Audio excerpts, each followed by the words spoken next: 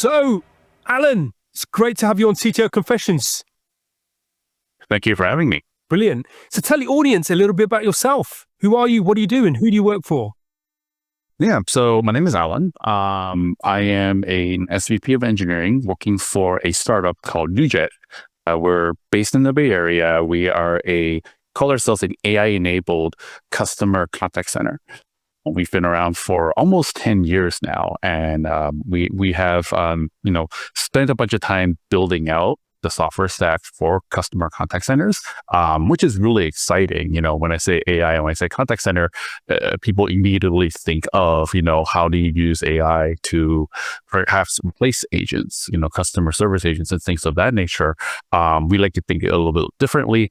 And, we've been building the software now for quite a while so that we can kind of advance the state of customer service and really drive better end customer results. So that's kind of what we're excited about. As I said, I'm the head of engineering here, which means that I manage our engineering teams here, everything from SRE to software engineers to QA to data engineering and kind of the full gamut. Fantastic. I love it. 10 years is quite a long time. So I guess the company's seen, and maybe yourself have seen lots of kind of an evolution in the space of AI and customer services. The space definitely, I think when the company started, right, AI was, this was before LLMs and the entire revolution there. So AI was very much a buzzword, probably closer to machine learning, right, as an actual practice on what you could do there. I think with the advent of LLM-driven AI, we've seen a lot more progress, very rapid progress in the space. At the same time, I would also say that while certainly a lot of hype in the industry and a lot of thinking that, hey, you could totally emulate voice, you can emulate chat and discussions, right? At the end of the day, we find that the authenticity of having a human on the other side is actually really powerful for us. So we talk about customer service and really kind of creating that experience that feels, that the customer is getting served and they're taken care of. And I think that's kind of where the key to success is not necessarily replacing a human with something robotic, but to really kind of augment and help out. And I think that in fact, that feels like ultimately the story of kind of AI, how AI is playing out. Everybody, I think, wants to look to replace humans in the loop, but I think in reality, where AI is really power right now is really as an augmentative tool, and that's kind of what we're pushing for. Yeah. I think the key word, you mentioned it there beautifully, is augmenting. It's I think that's a beautiful word that allows it to become a participation, a co-leading of what we're trying to achieve, as opposed to just being replaced. Because I don't want to be replaced. I know lots of people that don't want to be replaced. Yeah, exactly. And I think this kind of gets into one of the observations I've had, right? So right now, in say the summer of 2025, AI coding is right now kind of the hot topic, right? People are pushing on the state of what AI agents can do, right? And what AI coding, how can AI coding exist and all of that right now. And it feels like, again, there is a particular branch that's pushing towards how do we just automate everything, automate away the software engineer, right? Which is that's not a great sign for our industry if we're able to do that. But I think a lot more excitement is actually in kind of the augmentation using AI agents. How could they write code and kind of recognizing that at the end of the day, if you think of it more as a tool, right, a very powerful tool, right, one that is potentially autonomous and what they can able to do, that itself becomes an interesting discussion about, well, how, what's the best case? How do we best use this tool, right? From a leader of engineers, that also becomes well, how do I get my team, how do I get them to adapt these tools? What is it that they have to do?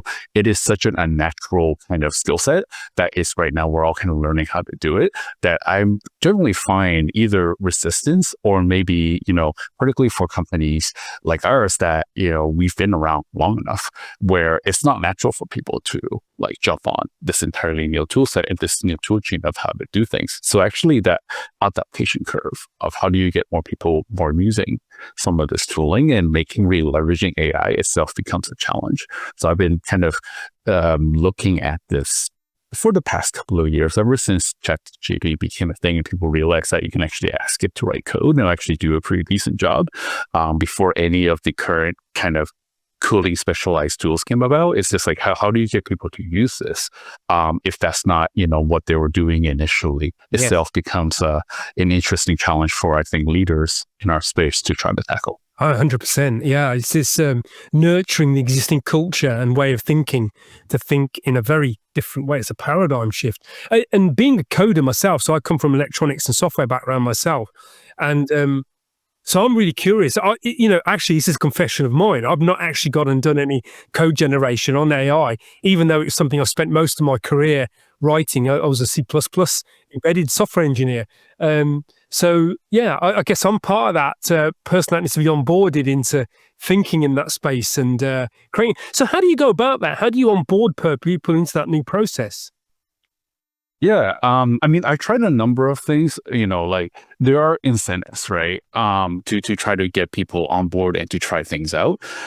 I didn't come up with this, but I read it somewhere, and I kind of, there was a truth to it, to what somebody was saying, which is that, one of the reasons why a lot of software engineers are resistant, right? Again, particularly if you did not originate from, doing AI coding by default, is that most of us like the discipline of like writing software as an act of creation because we like writing the code. Most people, it's a cliche, but there is some truth to it where most people don't like reading other people's code. Right. And you think about a little bit about, well, what is, particularly going into the current world of using AI agents, like what are they doing? Well, they are writing their own code.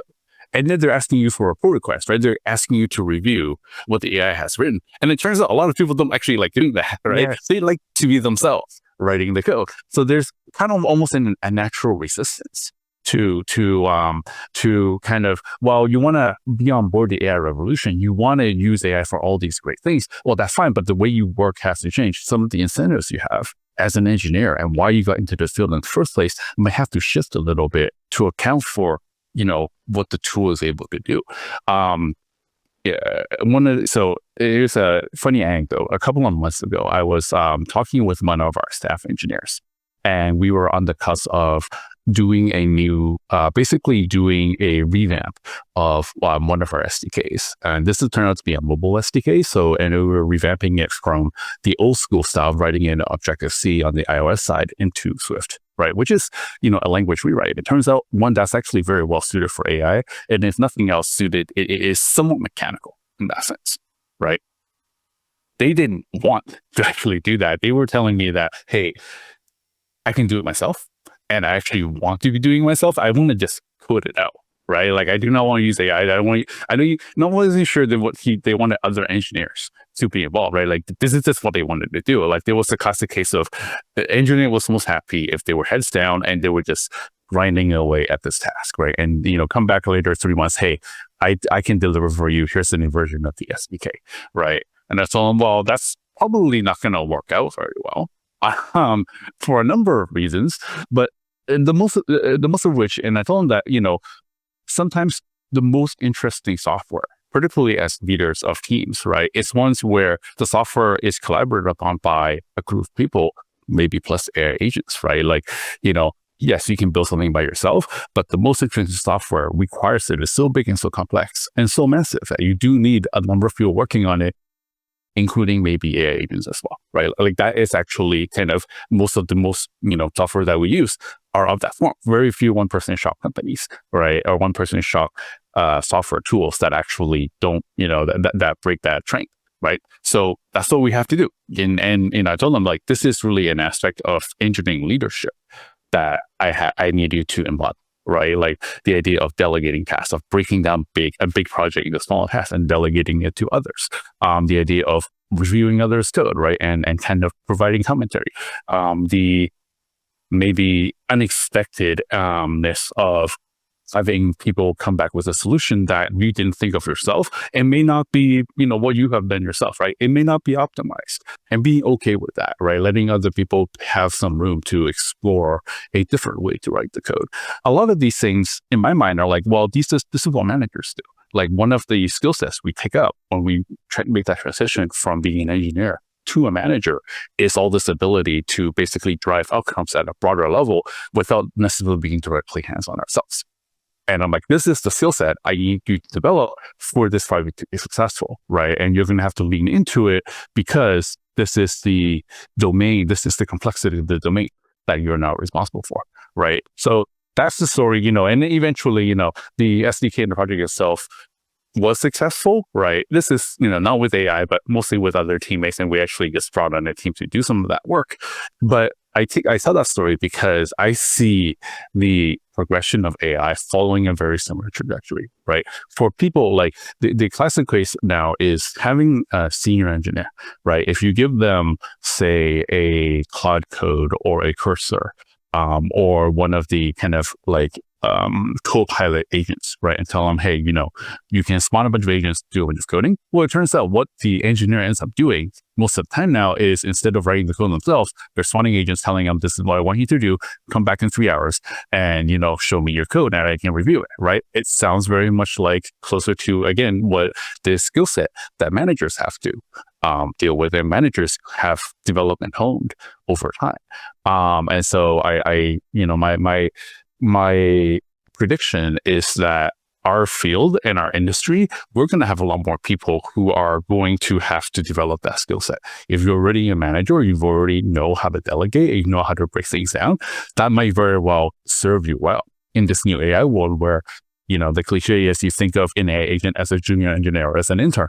Well, great. Well, you're managing a bunch of interns, right? That's actually what's going to enable you to be successful. But if you still need somebody to schedule the architecture, you still need somebody to kind of break things down and oversee the entire field, right? And that's what managers do. So it will be interesting to see whether that bears out. But I think the early signs are saying that actually seems to be what kind of allows us to get the most out of the tooling that we have right now. That's a really interesting take, Alan. I love that.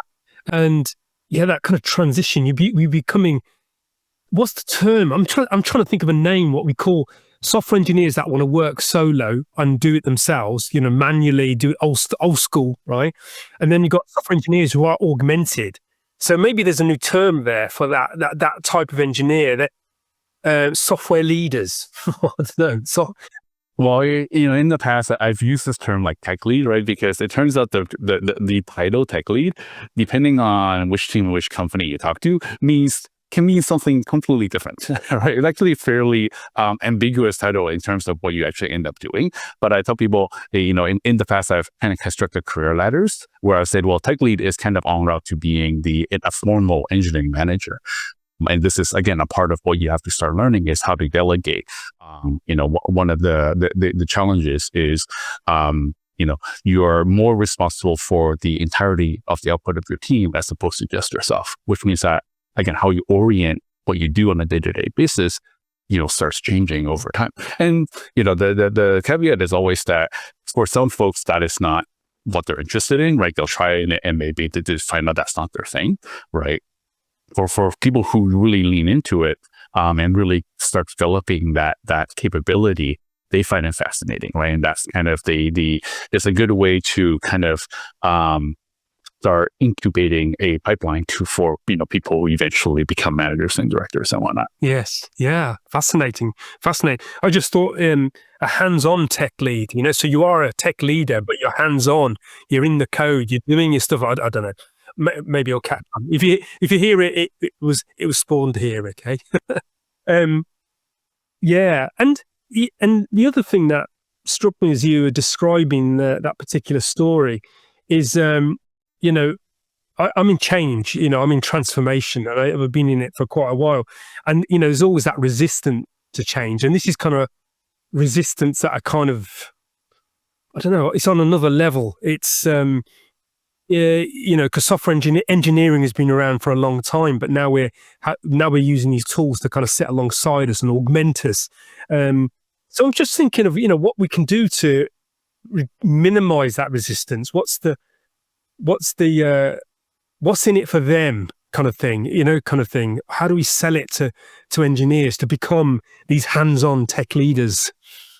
It's something that I struggle with a little bit as well, right? If I'm honest, just because it is difficult. It's a difficult thing for people to change the way they work, to change some of the fundamental skill sets and what they've, particularly in the past 10 or 15 years, this is what has gotten them here in the first place. Right. And so telling them, hey, like, now we're going to have to change your entire approach to how you can be effective at your work. Like that is a tough pill to swallow. Some analogies I use for folks, and, depending on how long they've been around, it might resonate, or they would tell me, hey, what are you even talking about? I'm like, well, think about when we had debuggers and you had to learn how to use debuggers, and there was a gap between people who could use them well and those who could, right? Or think about a time when we interviewed folks maybe 2 decades ago and we didn't allow them to use search because that was cheating.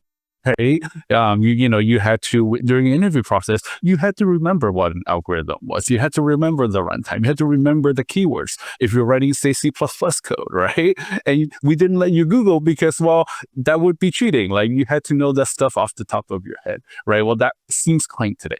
Right. It seems quaint today that would be how we evaluate, how we determine somebody was a good engineer or not. But that, so I feel like the evolution here, the step change in the technological progress that we're making as an industry, it's going to require us to make this jump as well as an industry. I started telling engineers actually very recently that if we don't do this, then we honestly might not be employable in a couple of years, right? Again, like if there is going to be people who can do this and people who cannot, and people who can are, even if they're 15 or 20% more productive, which is what the latest industry stats are telling us, right? Like, it's not the hype is, well, a 10x engineer becomes a 100x engineer. I'm like, well, that's kind of maybe taking a little bit too far, right? But yes, there's going to be a productivity gain in people who can do this well. And it's a little bit like learning how to use the debugger and looking at them versus not being able to do that. Again, it doesn't mean that your job just completely overturns overnight necessarily, but there is a gap. And eventually, if this keeps on going the way it is going, it will become kind of expected. It will become kind of the norm, which then becomes, well, if we do not do this, if we do not start picking up the skill set, then, naturally the job market and kind of the opportunities will actually move on by. Some folks they understand that and they buy into that argument, and then some folks are, of course, naturally skeptical. Yeah, I think it's happening. So we're going to deal with it. We're going to embrace the change that's happening. Coming back to the kind of the heart of Agile, which is to embrace change. It's happening. What can you do? Because we don't want to be irrelevant. And this kind of comes towards the topic of leadership, which is one of the kind of main themes of this podcast, CTO Confessions. And how we lead our people to do what's needed for the system, the business, because that has to survive, but also what's good for our people, because we want them to thrive and we want them to be the best they can. So not only to become enablers for the value that we need to deliver as a business, but for themselves in their own careers. So getting the best out of our people. What's your leadership style around that? Is it? What does it look like to kind of work with people and bring out the best in them? Yeah, so I am a huge believer in that really anybody can really do any job if you give them enough motivation and you give them enough time. And I truly mean that, right? Given infinite time, given infinite motivation, anybody can do any job, right? Anybody can be CEO, anybody can be a CTO, whatever, right? Of course, the other constraint on the other side of that is, sure, that may be true. We do not have infinite time.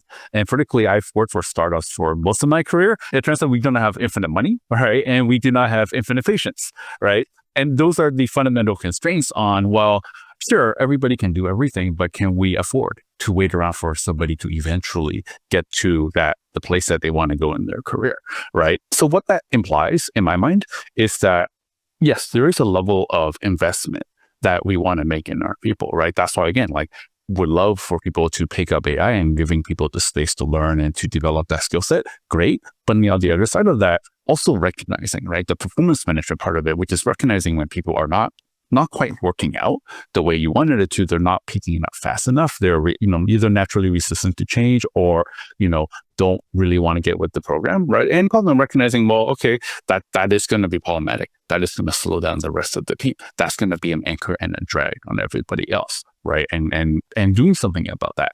So, I'm fairly transparent and honest with my team about, hey, this is the way I want us to operate, right? I want us to invest in our own people, but also recognize on the other side where those investments start turning sour, right? We're not getting the returns that we're expecting.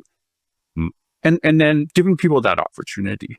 One of the tenets that I bring onto, whenever I start building up a team and I start taking over management responsibilities of people is growth through discomfort, right? You can argue something like learning AI is a type of growth, but it is also very discomforting, right? Allowing people to try on being a tech lead or a manager for 3 months to see what that is like, right? Letting a senior engineer start doing staff engineer or principal engineer tasks just to see how well they do it. And I tell them upfront, hey, yeah, this is going to suck for you, right? You're going to be doing stuff that you are unfamiliar with. And I know that.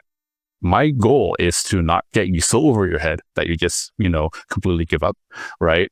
And also so that, you make no progress, right? And I will be there to help, but it is intentional that we are giving you more than you can actually handle. And the discomfort is there, but the discomfort is intentional in order for you to kind of level a bit and get to that next level. By framing it that way, it's almost a little bit like a natural filter. I think people who respond really well to that tend to do very well regardless. People who do not always respond well to that end up either kind of in stasis, right? They're just kind of comfortable where they are. And I've kind of made peace with, sometimes people are like that, but then others who kind of naturally opt out because for them, it is too much discomfort all at once. It is not something that they're looking for.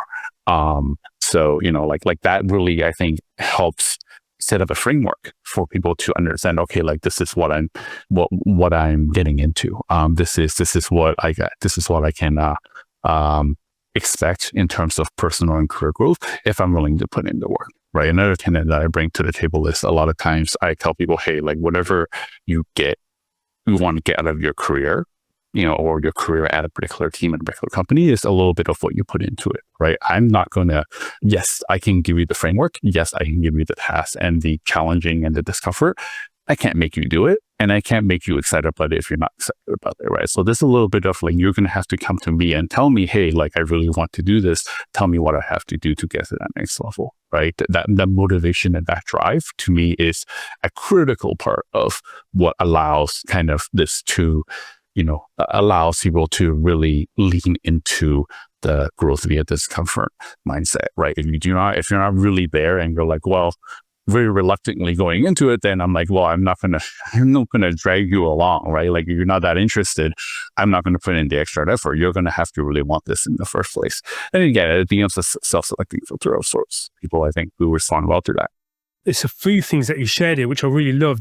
First of all, transparency, what your expectations are, and it's not all about you, it's about them as well. There's a kind of, transparency is a beautiful tool, I think, to let people know why you're asking them to do something, and also to be transparent about the fact that, yeah, this is going to be a tough one. Okay. I'm throwing you into, what do you describe it? Growth through discomfort. I'm throwing you into that part of you that's slightly out of your comfort. In fact, actually, I have a term for it I use when I work with leaders, which is I call it the comfortable discomfort zone. It's just outside the comfort zone. It's Nice. not too much in the realm, right, where they're getting stressed out or wanting to, lose the will to carry on. But Right. And I think the really important thing about that growth through discomfort is that actually that's where we feel most fulfilled. If we're willing to go through that and step into that arena, we actually feel really good. We feel, even though it might be painful to get there, it felt fulfilling. We felt purposeful. We felt we've done something. We've achieved something. Yeah, exactly. And I think the idea of, there's certainly, again, personalities where they're kind of comfortable where they are. And a lot of times as a manager, you want to explore a little bit the motivation, like, well, why are you here? Are you resting and investing? Are you, do we just put you in the wrong spot? Right. Or some other explanation. Right. But you're right. I think a lot of the folks who are really motivated and driven, right, they want to continue to grow, and maybe they've maxed out in a particular particular area in a domain. Say you are an engineer and you max out at a certain level. You're like, well, great, I've learned all that I can here, or that I want to learn, but I can learn all these new things, right? And they're in tech, to your point, the only constant is change, and things keep on changing, right? We all have to kind of continue to update what it is that we know. Like I mentioned, mobile was the thing maybe like a decade ago. I remember very clearly when the initial frameworks for both iOS and Android came out, and they were, you were the most prized engineer in the company if you could write either Objective-C or Java for Android, right, at the time. And that was a decade ago. Then it was machine learning and data science, right? And now it's AI. So all that keeps on changing. And I think people who are driven are really on top of all these changes, and they want the opportunity to learn, and not only learn, but they utilize that learning into something that they feel is meaningful. Right. At the end of the day, sure, you can learn to use the technology, and that's fine. You can build a toy app. You can do that on your own. But to actually then apply that to, real world kind of products, to real world, like software. I think that's kind of where a lot of folks that I personally love working with are really kind of honed in, and that marriage of, hey, I can grow my own skill set, but I can also do it in a way that adds a ton of value to what I'm doing, to my job and to my colleagues. That's when, some of the best working kind of experiences I think we all have are working with people who can do that. Great topic. I think that, for our audience listening to this, really kind of take note as to how we can, because growth of our people is actually going to be our benefit as well. It's not the reason why we do it, but it makes our life easier. It allows us to spend our headspace in areas that are probably going to give more value to the business, the customer, et cetera, et cetera. So this is great stuff. So in terms of your leadership then, Alan, any confessions, because this being a CTO Confessions, okay, are there any confessions of things that went spectacularly, good or bad even, and what did you learn from that? What did you do different? The good stuff, while I guess technically it's a confession, I think it's less interesting than the bad things. The bad things tend to be a little bit more scandalous. I would say, certainly, I'll give two stories. One as an engineer, one as a manager. This is literally much earlier on in my career, maybe like a decade ago. As an engineer, I would like my kind of claim to fame was that, how there's a cliche that, you're not a real engineer until you've taken down production. My version of that is that as an engineer, I was working for a payments company, and I think that I lost the company over $1 million in a single day with a bug. And it was, I guess, a combination of not testing it enough, not having the safeguards in place. It basically, in the details were that I checked in some code along with a colleague where in the payment space. So the details here is that for payments processing, different merchants, different merchant types have these different codes. And when you're a credit card processor, you actually charge, because depending on the merchant type, you charge them a different fee. So if you're, say, a restaurant, you charge them a certain percentage. If you're a retailer, you charge them a certain percentage. Well, it turns out, and there's all these percentages set up that's been defined by Visa, MasterCard, Amex, and so on, right? The highest percentage is, I still remember it to this day. The code is 1099 and it stands for personal use.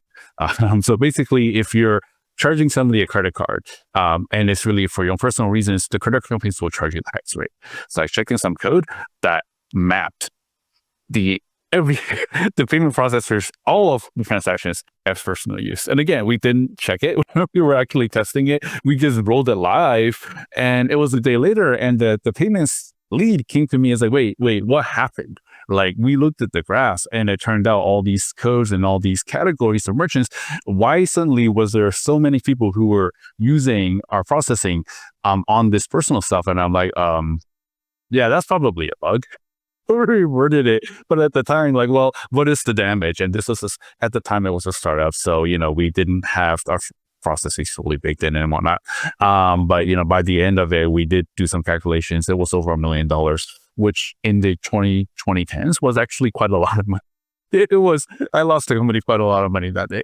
Now, again, with these things, like with, postmortems, incident management and all that stuff, I did not get fired. I had to apologize profusely. Had to learn never do that again. Company learned some ways. Okay, like we should never let Alan do that again either, and so on and so forth. But like it was one of these things where the magnitude, I guess, of the error in some ways correlate with at least how kind of painful it felt at the time. And again, like something very, very simple. It's a little bit like, well, 2 typos can take down a website or take down like the entire internet. Sometimes that's kind of what happens. And my claim to fame is that, well, nothing nearly that bad, but certainly I've, like something that I don't want to repeat ever again. And I warn people, small mistakes are good. This is probably not a small mistake. Thank you for sharing that. And you're right. Sometimes these negative stories are a real lesson, because there'll be people listening to this relating to that or something similar. I know as soon as you described that, I remember checking in code, which I hadn't fully considered and tested as well, or even got somebody else to review what I was checking in, if it's in the critical area.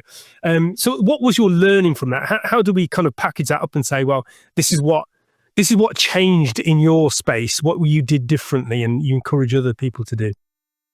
Yeah, I mean, first of all, I guess be a lot more careful, right? And at the time, I was like a tech lead manager type. And so maybe recognizing that, again, like it was a changing role, right? And then should be a fairly common story for some of the listeners, is that when you make that transition into like, hey, I'm going to be spending more of my time doing management. Well, but I also don't want to lose a lot of my technical skill set, right? And I still want to be valuable and productive in doing that. And certainly that instinct, I think, is there even today. I feel like, hey, like sometimes my happy place is being able to write some code, but also recognizing that, well, to be effective and to be as good as you think like this is the internal perception that, well, I can still do all this stuff, right? Well, does that actually adhere to reality, right? Is that actually what's happening? Is that what we need to do right now? And being able to be a little bit more objective, right? Take the 2 steps and so, hey, like, can I actually do this? What risks am I actually taking by really forcing myself to still engage on that technical area and insist that, oh, I can certainly do this. I can take this on. I think that incident really made me reflect a lot on, well, where am I really if somebody else did this, would they have made the same mistake? Would they have the same safeguards in place? Right. And realizing that, well, something I do have to let go of, and that it is not, in my best interest, nor in the interest of my team and the company, for me to insist that that's what I have to keep on doing. And as I kind of fully digested the incident and then kind of gotten the feedback from my manager and whatnot, and then recognizing, okay, fine, let's take this in a different direction and making it less of a little bit of ego, right? It's like, hey, I still can do this. And then recognizing, well, maybe you can, but right now this is not your best moment to try to prove that. Yes. And you touch on the topic, coming back to your, your journey, going from an engineer to leadership. I've traveled that as well. As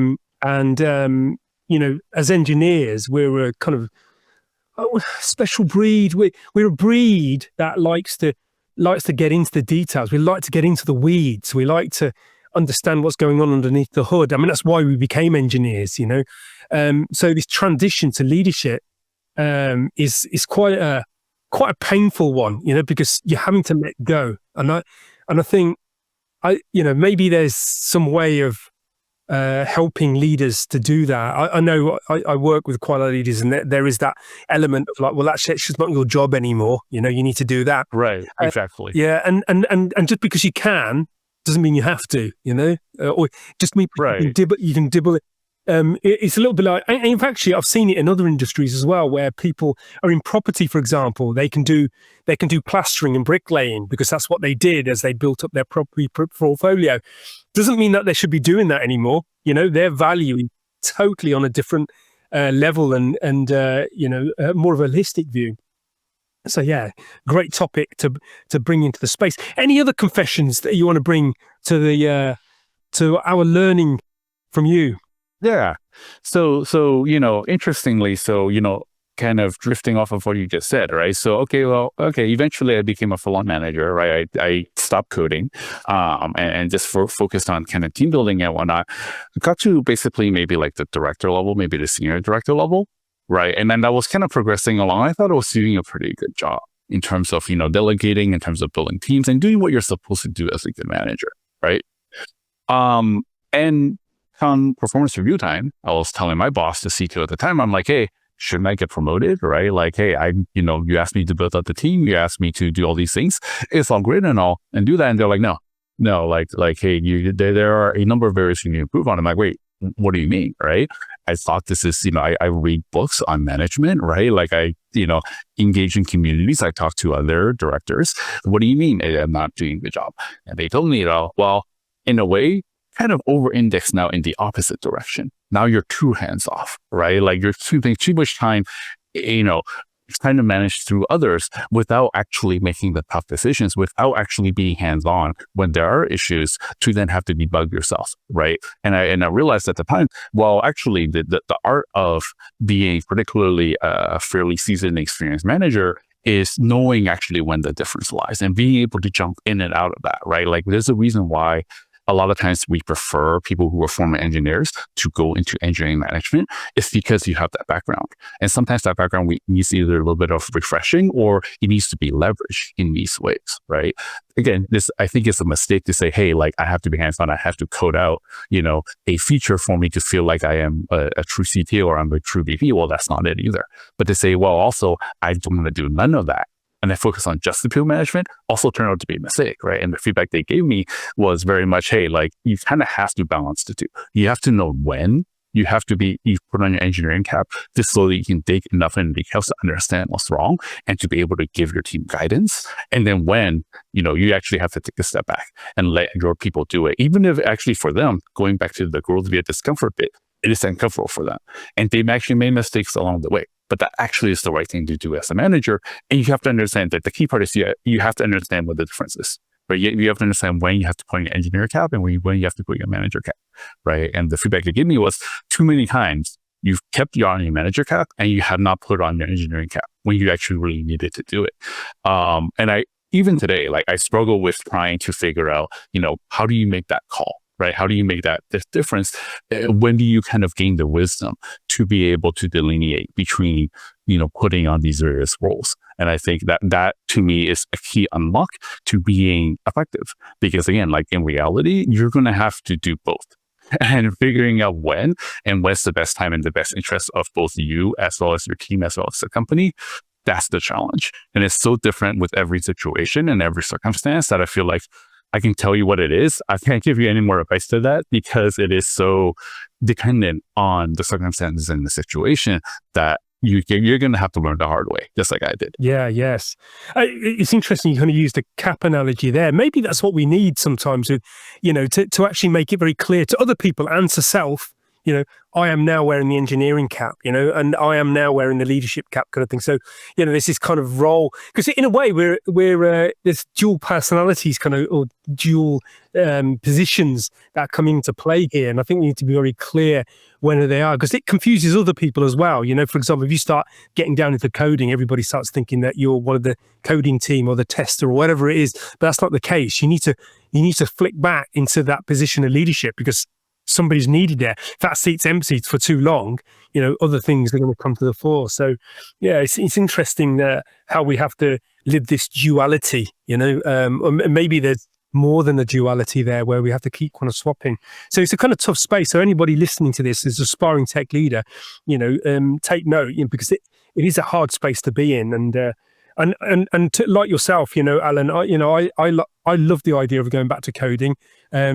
I haven't touched it. I remember the very last time I did some coding, I checked it in with clear case and pushed the keyboard away, and I haven't done any since, but there is a yearning there, there's a calling of some sort, so maybe I need to get my AI agent, I need to get an AI agent to write some code with me, and then we can have a chat and, celebrate. Yeah, there you go. Although again, I will warn you, you'll be more reading their code than necessarily writing it on your own. So this is it. Okay, so in terms of tech in general, being in the space, and we are, AI is big in the space, and you're working on that, you're implementing it. I mean, literally the rate of flow of change is just shocking. I mean, how are you dealing with that, and how are people generally dealing with it as well? Because I can imagine you're going to miss tricks. You're going to miss, milestones that have kind of passed you by because I went through, there's 5 milestones passed in terms of development, and you just picked up this one, Yeah, I mean, the best analogy or I can use, like some of my own background as an engineer was actually more on the front end, like front end web development. So for people not familiar, the funny thing about front end web development is that for a long time, the space. So I blame JavaScript for being such a primitive and kind of a language that really doesn't give you very much, that people basically keep on inventing and building a lot of layers on top of it. So in the front end space, what has happened for the past 2 decades now is that, well, there's a new technology that kind of comes out. There's a new technology that comes out. In the old days, we wrote this stuff in something called CoffeeScript. It was now it's TypeScript. There's these different technologies called Webpack, and nowadays previously used to be Angular. It's now React. And then there's some new ones called Vue and some other things as well. Again, the front end framework space basically refreshes itself every 2 to 3 years. And I used to joke with some of my engineers who were front engineers. I'm like, well, you're not a true front engineer until you write your own framework. Of course, everybody wants to write their own. It turns out 99% of them are implementing stuff that somebody else has already done, right? But there's that instinct, particularly for some engineering types.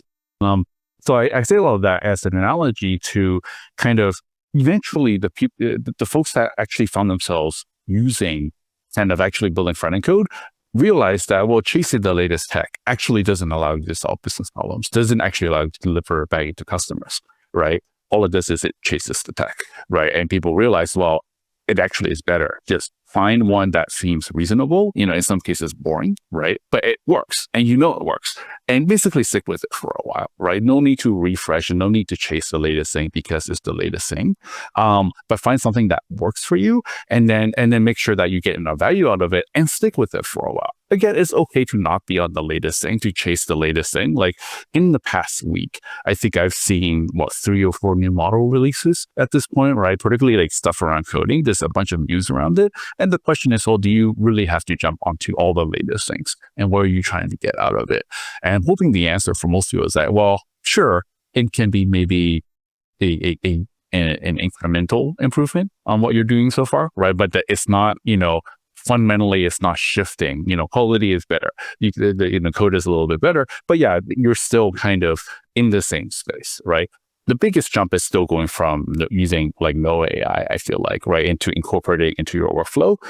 And I like to think that it's okay for then people to, find a good spot and kind of keep at it for a bit. And then, you will have to refresh. The state of the art will shift over time. But unless you're like an AI researcher yourself, right, unless you're on the bleeding edge and that is your job, I feel like it actually becomes a detriment. I've seen engineers who do, try to chase the latest thing. And at some point, you're spending more time just updating your tooling than actually doing the real work. And, where's the value? Yes. Yeah. I think I laugh. I was going to laugh out loud then, but I've seen this in my career where, the new technology. I remember working at one company where the code base had been written in C, and C++ was kind of really getting traction. It'd been around for a long while, but they wanted to rewrite everything in C++. And I have to confess, being an engineer, I was thinking, woohoo, we're gonna learn this new stuff. We're gonna write it. It's gonna be so much better. And it wasn't a good show. It was not. Because we introduced loads of bugs, we weren't really proficient in this way of doing stuff.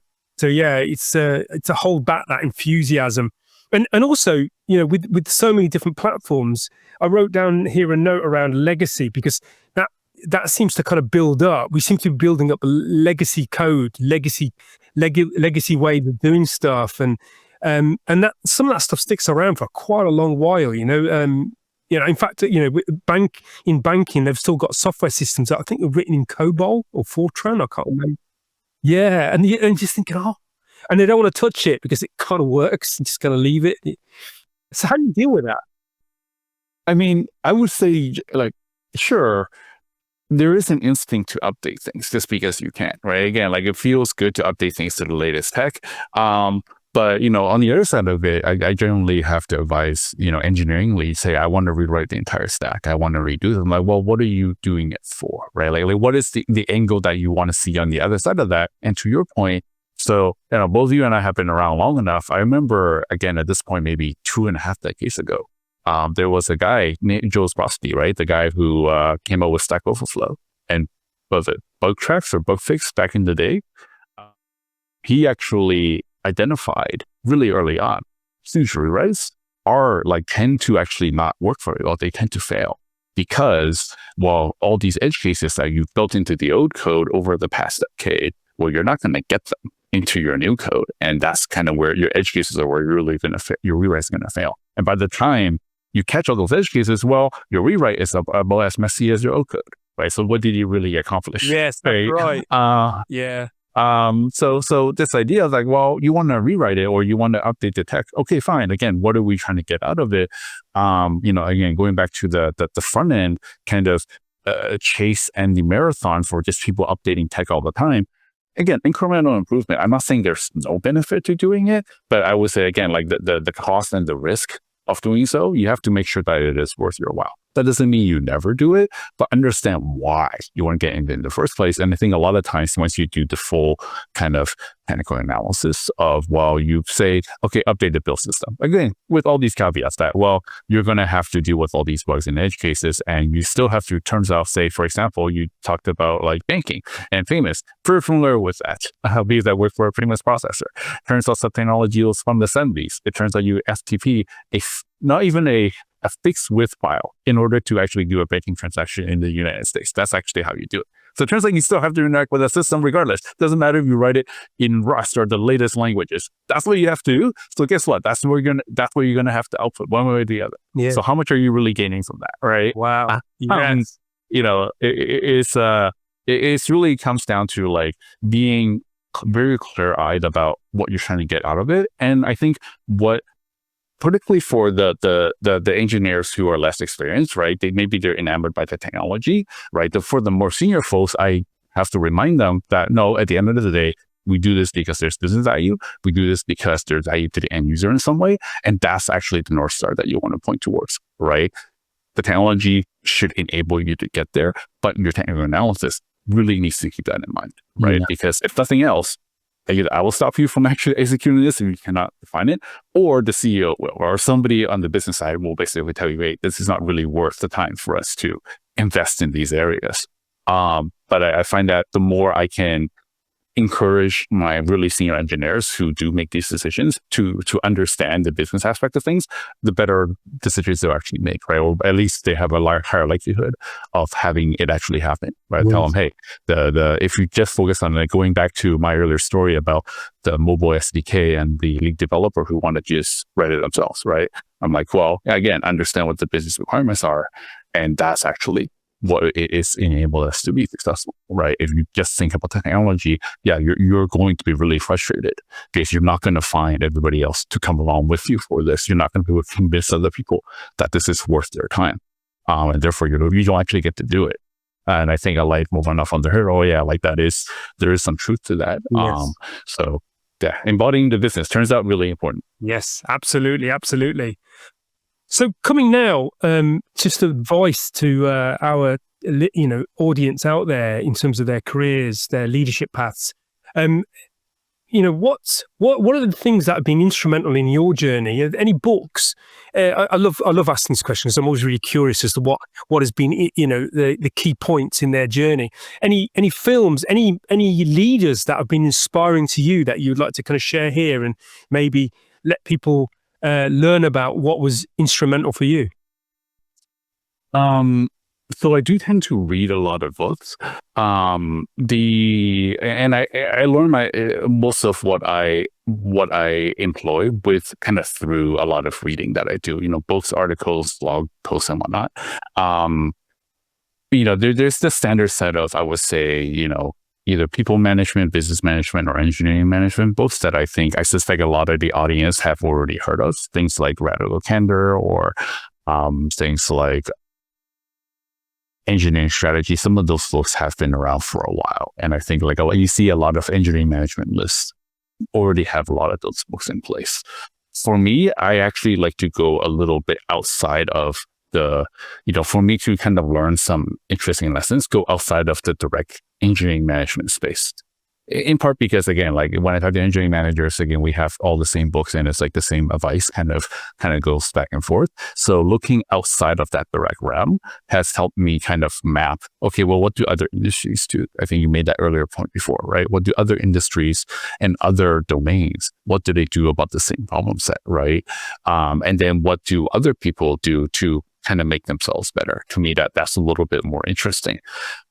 So based off of that, so a book that I actually found to be surprisingly insightful, but it's a little bit older now, is called The Leadership Pipeline. I think it was published in the early 2010s. Right. And it's actually about how people develop into leaders at various levels, starting from like manager to director to VP to like CEO to like a VP of a conglomerate to a CEO of a conglomerate, and it actually uses a lot of P&G companies to make that case. So instead of using tech companies, instead of using, tech adjacent companies, actually looked at a very completely different space. But to me, it was actually really clarifying to see, well, these for each level along your career, this is actually what you should be doing and what you should be looking for, and why is it different for every one of them?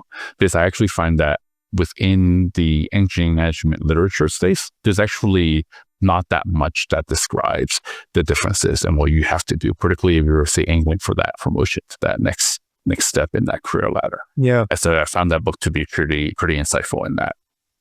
The other ones are more off the beaten path. There's a book called How to Take Smart Notes, which describes a new way of trying to take more interesting notes while you're reading that allows you to hopefully kind of go back to your notes and be able to garner insight off of it. Another book called 10% Happier, which actually is about a guy who is convincing other people to try out meditation. So again, a little bit off the beaten path, I would say, and certainly not the cliche ones, but ones that I think have shaped, how I work. I'm going to add them. I'm quite interested in all of them for reasons, actually. So, but I think to your point around the last one that you joined, 10% Happier, was that 10%? Yeah. I think, this is a tech podcast, a tech leadership podcast, but I think it's really important that we get back to what is fundamentally important, because we want to be happier. We want to be more peaceful. We want to, and we look at all this kind of really complex stuff and we go for that. It's all kind of ego driven, but actually we do need to spend time on that self-leadership, that self-care, so that we live more fulfilling lives, So, you know what, out of all the books, that's the first one we're going to look at. The other ones look interesting, obviously, but that one I'm going to take a look at, and maybe it'll inspire other people to, take a look at that as well. So, yeah. So here we go. I'm going to offer you a wish. I'm going to be the tech genie, and I'm going to offer you a wish for your leadership for your industry, for something that you're really passionate about. What would you wish for from the tech genie? From the tech genie, well, a problem that I've been thinking about and I don't really have a good answer for right now. So it goes back to kind of this AI revolution that we're embarking on right now, right? I think in industry after industry, once people start kind of utilizing AI and realizing, well, it does a pretty decent job, it establishes what I call like a higher baseline, right?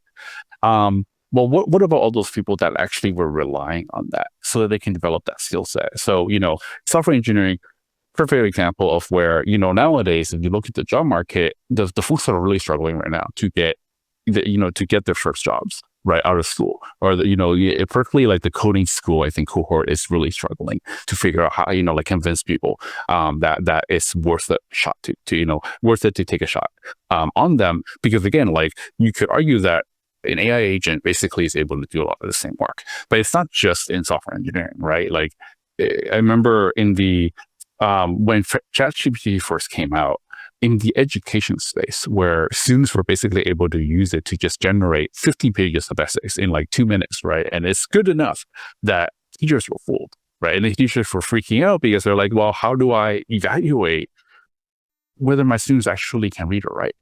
And I think, and the shame there is that if you actually don't go through that yourself as the student, you actually don't develop that skill set. right? So it's like, well, yes, you can use AI as an experienced writer. You can use AI to help you out, maybe create drafts, ideas and whatnot. If you're a student just learning how to do this stuff, well, you don't actually have to learn because AI it's just easier to use AI. So why would you learn this stuff, right? And we see this in in the legal profession, right? Paralegals and people who are just reading documents. Again, much less of a thing, particularly if these AI companies get their way, right? In banking, right? Investment banking and research analysts and associates. Again, if AI gets their way, there just be a little less of that, and that is fine in the moment, but in the long term, we've destroyed our own pipelines for people getting into senior positions, right? If you actually have never had to, apprentice yourself in the early stages of career, how do you ever get to the senior part? So as some of us who've been in the more senior stage retire, get out of the field. Well, where's the next generation going to come from? So to answer your question, if I had a tech genie, I would love to solve that problem because I have not really heard anybody actually have a solution to this. We all recognize that it is problematic. But like nobody, it's a little bit of like a tragedy of the commons, right? Like if somebody thinks for separate, but nobody's willing to, because right now it seems like the evolution, everybody is want to take advantage of the most efficient way to go about it, and nobody's actually thinking of the broad, like how do we deal with this as a society? I would love to solve that problem. Oh, I love to ask the genius solve that problem. But tell you what, we're going to set up a workshop and we're going to work on it together because I think it is a problem that needs to be solved. Absolutely. I think, thank you for bringing that to the space because it does make you think about, so we're running into this change and it has long-term impacts. And all change has impacts in the immediate moment, but it's how the story kind of unfolds, going forward. Yes. So that's wonderful. And as we come to the final full stop of our time together, what's the parting takeaway that you'd like to leave as a gift to our audience out there as we part company? Yeah, I would go back to this idea that, I just talked about how, AI is changing a lot the way we work. I talked a little bit about like investing in our own people. I do feel like this is the time to do it, right? To your point, I think if you are a AI native company, then that's already kind of built into your DNA, right? And so this is probably less relevant, right? But for everybody else, which is the vast majority of companies and teams out there, right? I do think this is a tough moment for people to make that transition. And I hope, I suspect in reality, a lot of teams won't be able to make that transition well, right? But I do hope that for a lot of the engineering leaders who recognize, okay, this is the sea change, go ahead and invest in your own teams, invest time to level up your teams, right? To kind of do right by your people. I feel like that's the least we can do as leaders of our people, right? Like that's just what, we as or at least in my mind, like I would want my manager to do that to me, right? And similarly, then I want to make sure that teams basically get that opportunity to make sure that they're being invested in. I would love to see, all the engineering leaders who are engaged in what we're doing be able to, say that, hey, their teams are leveled up. They're able to, thrive in this new world that we are kind of crafting day to day. And that is, and again, like on the flip side of that, which is that I think people who do not do this and like the leaders who are not encouraging this, they are at risk of being left behind in a couple of years' time, right? Like the world would have passed them by. And so again, that would be my advice and my encouragement is for people to really lean into what we're doing about right now. In the worst case, we might be wrong, right? And maybe AI turns out to not be as transformative as we're hoping to be. We just learn a new skill set, right? But in the best case scenario, that is something, we are kind of at that pivotal point where we really should lean into it. Fantastic. What a great note. What an inspiring note to finish on. Thank you for your time, Alan. It's been wonderful having you on CTO Confessions.